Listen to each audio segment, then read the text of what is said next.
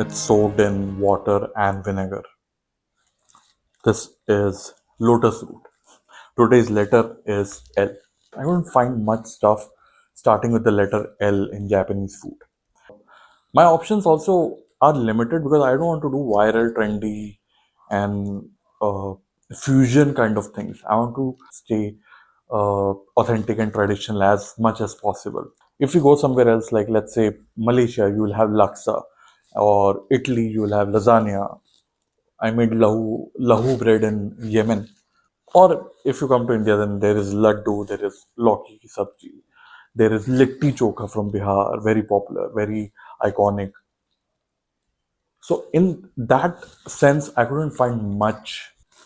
So that's why L is lotus root stir fried. I think the actual name is, I forgot the actual name. It starts with our Ren, and it's done. Let's take it out.